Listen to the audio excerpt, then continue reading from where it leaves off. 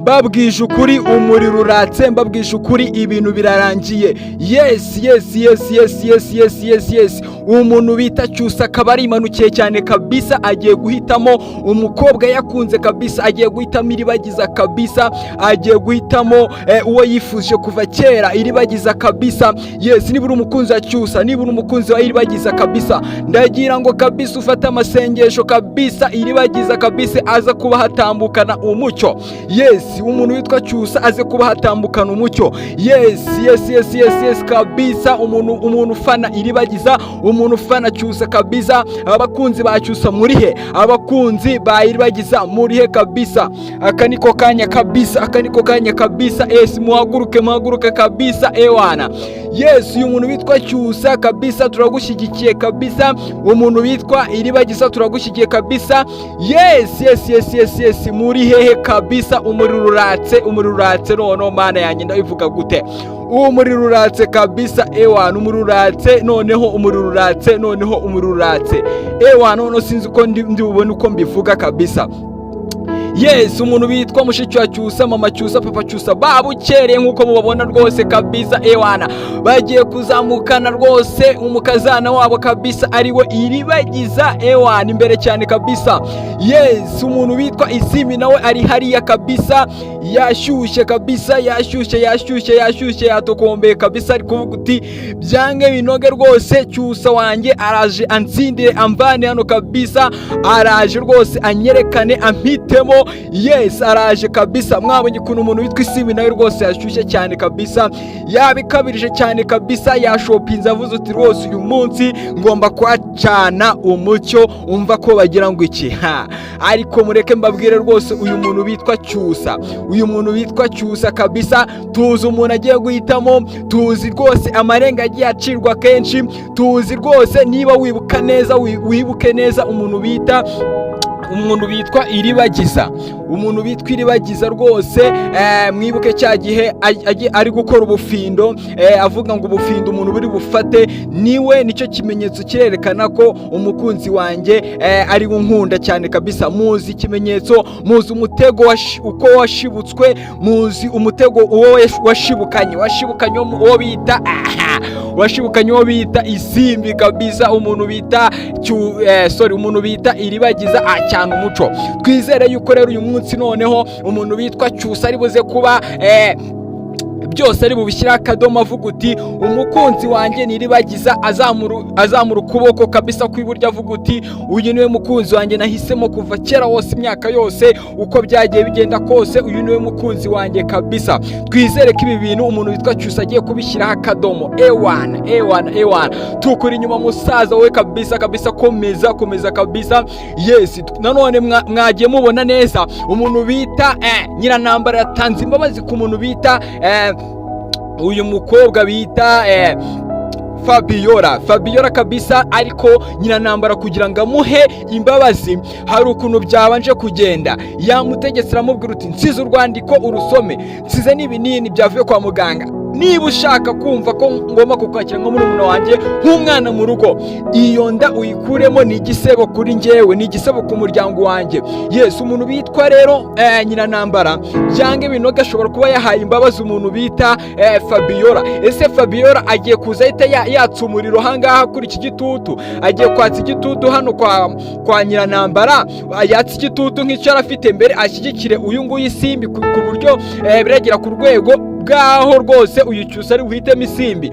Hoya ntabwo bishoboka. Amasengesho twarayafashe, twarapfukamye turasenga, twaraye mu masengesho, twapfukamye turasenga tuvuga uti Cyusa uze gutambuka uze kwacana umucyo rwose, uhitamo iribagiza wacu kabisa, umukobwa w'imfura, umukobwa ufite imico ndangagaciro kabisa. Uyu mukobwa yes turamukunda cyane iribagiza rwose. Umuntu witwa Cyusa nuze kudutengwa kabisa, utadutengwa kabisa.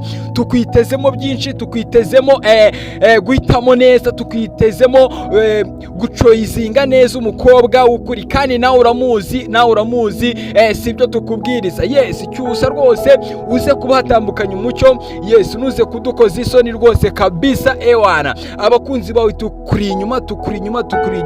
Umuntu bita mama Cyusa, papa Cyusa, mushiki wa Cyusa, mwabonye ko babyishimiye nabo babyambera, avuga uti rwose nuze kudukoza isoni, twizeye ko uri buhitemo umukobwa muzima, uri buhitemo umukobwa w'ukuri. Kandi twamaze kumenya yuko mama Cyusa na papa Cyusa na mushiki wa Cyusa bazi ukuri k'umukobwa, bazi ukuri k'umukobwa wa nyawe, bazi ukuri kwa Iribagiza wa nyawe. Ariko nanone umuntu witwa Cyusa nawe twuzi yuko amuzi byanga binoga, tuzi imitego yose yagiye itegwa kuri Cyusa. Umuntu witwa Iribagiza akitanga akahagaragara rwose kabisa, umuntu witwa Isimbi ari mu bigori yo ngiyo kabisa, atazi n'amakuru uko byagenze, ahubwo akaza profitira mu kavuyo. Bivuze yuko mu yandi magambo uyu mukobwa bita Iribagiza yarwanye intambara nyinshi cyane zo kugira ngo yegukane Cyusa kabisa. Niyo mpamvu rero uyu munsi wa none wo bitwa Fabiola yagiye amugambaniye, yagiye akora ibintu bikomeye cyane, avuga uti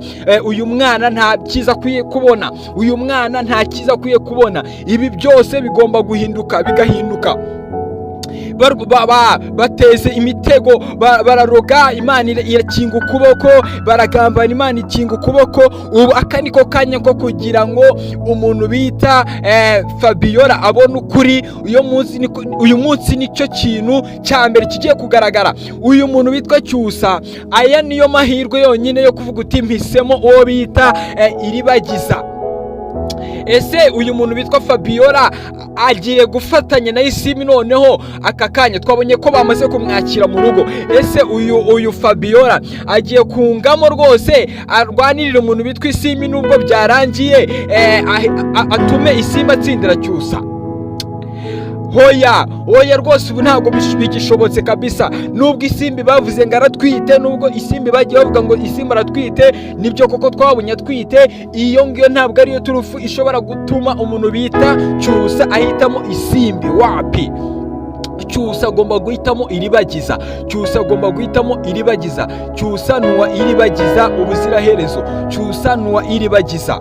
Niba ukunda Iribagiza, niba ukunda Cyusa, ndaguhamagara aka kanya kugira ngo ufate amasengesho kabisa, uyu mwana w'umukobwa aze kuba yegukana Cyusa, kuko arabikwiriye. Yakoze kenshi, yarwanye intambara kabisa zitari kurwanwa n'undi wundi, yari yerekanye, abantu baramukunda, natwe turamukunda.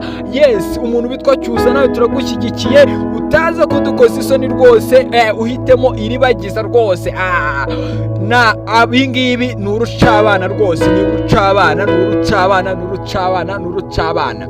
Yes, rero niba ushyigikiye umuntu witwa Iribagiza, niba ushyigikiye umuntu witwa Cyusa, andika muri comment uvuga uti kabisa hands up kabisa, ewana turagushyigikiye. Uyu muntu bita Fabiola we nkeka ko yamaze kubona ibihano by'Imana. Aka niko kanya kabisa nawe kugira ngo abone yuko Imana igira neza. Aka niko kanya ko kumva yuko Imana yamutabaye amenyo ya rubamba. Iki ni igisigisigi cyo kukwereka yuko bagiye bagambana Iribagiza, bamugambanira mu bintu bitari kuzabahesha amahoro habe na gatoya.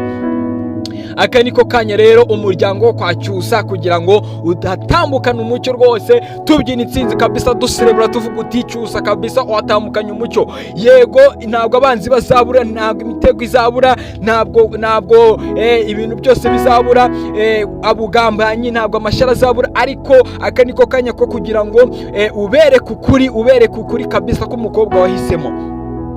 Cyusa aramutse adahisemo Iribagiza, ni ibintu byatubabaza cyane, ni ibintu byatubabaza bikatubabaza bikadushengura agahinda. Ntabwo ariko twenyine, n'uyu mukobwa bita Iribagiza yagira agahinda gateye ubwoba kuva no mu mateka yose yabaho. Yagira agahinda, yareba ibihe byose yataye, yareba ukuntu yakunze umuntu akavayo n'imizi, ubuto bwabo. Kandi mwibuka yuko umuntu bitwa Iribagiza yibuka ubuto bwe na Cyusa, ariko nta bindi bintu yibuka, ariko yibuka yuko yigeze gukorana na Cyusa kera ari abana. Bivuze ngo rero uyu mukobwa bita Iribagiza aza amateka menshi, naramuka muhisemo azamuganiriza ukuri kose kuko byagenze rwose. Umuntu witwa Cyusa avuga uti kabisa nanjye nari naritegereje, ndavuga uti uri kibasumba kabisa, uri kizungerezi kabisa, mu bizungerezi muhisemo, namaze gufata choice neza kabisa. Kandi twizeye ko umuntu witwa Cyusa ni umuhungu utekereza, ni umuhungu, ni umusore muzima kabisa. Twizeye yuko atari buze kuba yakura mistake ahangaha rwose kabisa. Twiteze ibintu byinshi kuri Cyusa kabisa. Tukubwira ngo bonne chance kabisa. Tukwifurije amahirwe ya Nyagasani kuba uze guhitamo umukobwa muzima kabisa. Ewana njyewe byaneze nabuze nuko mbivuga, gusa reka mbabwize ukuri, umuntu bitwa Cyusa hands up kabisa. Reka mbashimire cyane kabisa mwebwe abari hano abashinze agatebe mwiteguye kugira ngo muze kumva amakuru meza aturutse kuri Cyusa. Mwumva ngo Cyusa yahisemo umukobwa muzima kabisa, uwo twita Iribagiza. Yaciye mu banzi, yaserukanye umucyo kabisa, yazamuye ikiganza cy'uburyo avuga uti ewa ni umukobwa rwose bitwa Iribagiza namuhisemo kabisa. Twize guserebura intsinzi. Nawe ahura ahantu rwose, niba umufana wa Iribagiza, niba umufana wa Cyusa, niteguye rwose, witegure kuba uza kumenamo kamwe rwose, uvuga uti intsinzi turayitsinze kabisa. Ewan ciao ndabakunda cyane. Uwo mwari muri kumva kuri mikoro mwita Clement. Yes, nimba ubaryohewe n'ibiganiro byacu byo kora subscribe kugira ngo ujye ukomeza kudukurikirana gatanu ku kandi. Ewan ndabakunda cyane. Ciao reka tuze kuba twiteguye kubona Cyusa atambukana umucyo cyane. Ewan